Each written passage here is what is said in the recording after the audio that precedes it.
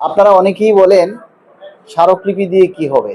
অনেক স্মারকলিপি দিয়েছি, স্মারকলিপি দিয়ে স্তূপ করেছি। এই কথাগুলি যারা বলেন তাদেরকে বলবো, বিএনপি সরকার ক্ষমতা গ্রহণ করার পর আপনি কয়টা স্মারকলিপি জমা দিয়েছেন? দয়া করে সেটার কমেন্ট লিখে যাবেন যে এই সরকার, বিএনপি সরকার ক্ষমতা নেয়ার পর আপনারা কে কে স্মারকলিপি জমা দিয়েছেন।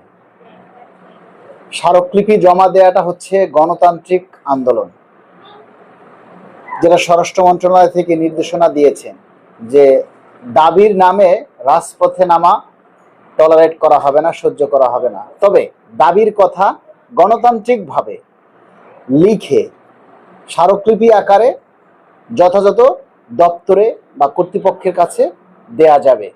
আলোচনা সভা এগুলি, সেমিনার সভা এগুলি করা যাবে।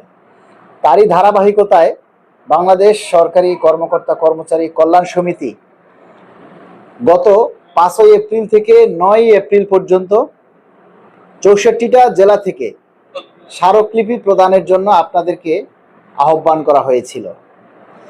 আপনারা কোন কোন জেলা থেকে স্মারকলিপি দিয়েছেন সেটা আপনারাই ভালো জানেন। বিষয়টা হচ্ছে আমরা আসলে কতটুকু দায়িত্ব পালন করি সেটাই আমরা দেখলাম যে আমরা সবাই আসলে পে স্কেল চাই। এমন কেউ নেই যে আমরা পে স্কেল চাই না, সবাই আমরা পে স্কেল চাই, পে স্কেলের সুবিধা ভোগ করতে চাই। কিন্তু আমরা অনেকেই মনে করি পে স্কেল হেঁটে হেঁটে সবার বাসায় চলে আসবে। আর পে স্কেলের দাবি করার জন্য, আন্দোলন করার জন্য মালিক ভাই তো আছেই, আর কারো দরকার নেই। মালিক ভাই একা একা বললেই সব হয়ে যাবে। মালিক ভাই তো সরকারের দোস্ত, তা মালিক ভাই বললেই সবকিছু হয়ে যাবে, আপনাদের কিচ্ছু করতে হবে না। আপনারা যারা বিভিন্ন জেলাতে কর্মরত আছেন, আপনারা আপনার জেলা থেকে একটা স্মারকলিপি লিখে আপনার দাবির কথাটা আপনি আপনার ডিসির কাছে জানাতে পারেন না। আপনি আমাদেরকে বলছেন কর্মসূচি ঘোষণা করতে। এটা জাস্ট পাগলের প্রলাপ ছাড়া আর কিছুই না। আমাদের সরকারি কর্মচারীরা হচ্ছে সবচাইতে অলস, তারা পরনির্ভরশীল, পরগাছার মতো। আমাদের প্রায় বেশিরভাগ কর্মচারীরাই হচ্ছে পরগাছার মতো, পরনির্ভরশীল। অন্যের উপরে দয়া করে, অন্যের উপরে মানে ভর করে বাঁচতে চায়, সব কিছু আদায় করতে চায়।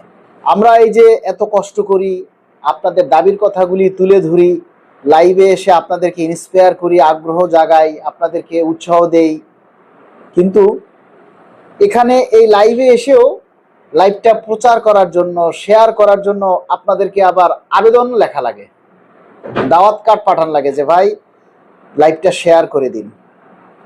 এই হচ্ছে আমাদের কর্মচারীদের দাবি আদায়ের নমুনা।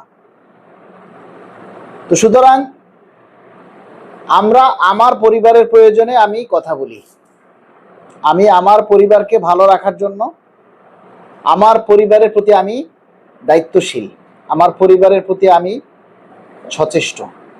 সচেতন। তাই আমি আমার এই পে স্কেল বাস্তবায়নের জন্য আমি কথা বলি।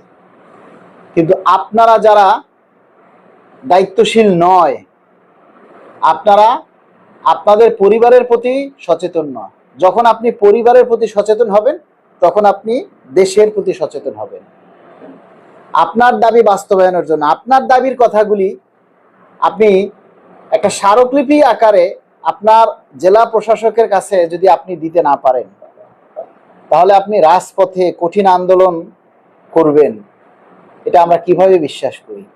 প্রিন্স নীরব হোসেন লিখেছেন, ভাই মুন্সিগঞ্জ থেকে কি কেউ দিয়েছে?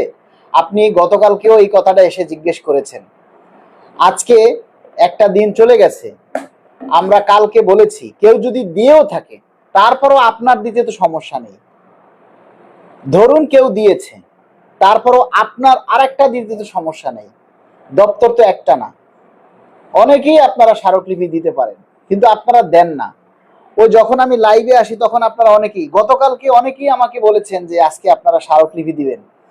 প্রায় 10-15 জনে কমিটমেন্ট করেছেন যে আজকে আপনারা স্মারকলিপি দিবেন, বাট আপনারা কেউ কিন্তু আজকে স্মারকলিপি দেন নাই।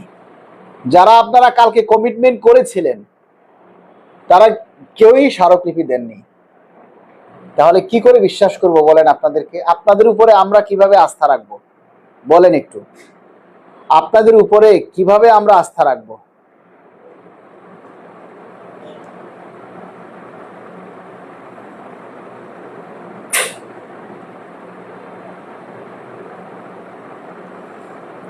দাঁড়ান আমি একটু লাইভটা শেয়ার করে নিই। আপনারা তো আর শেয়ার করেন না।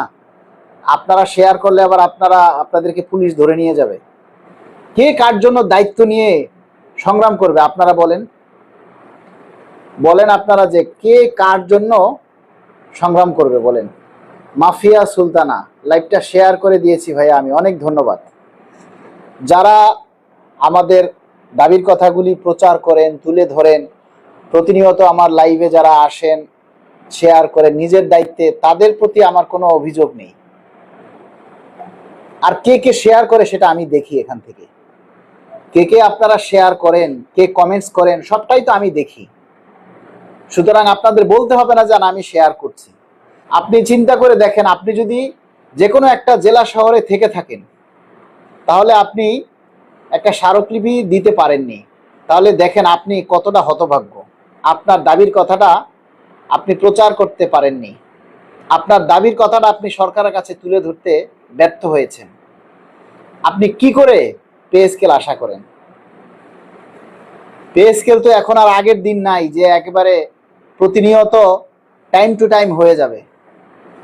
পে স্কেলের চাকাটা 2015 সালে বন্ধ হয়ে গেছে, সেই চাকাটাকে আবার চালু করতে হবে। সেই চাকাটাকে চালু করতে গেলে অনেক কাঠখড় পোড়াতে হবে।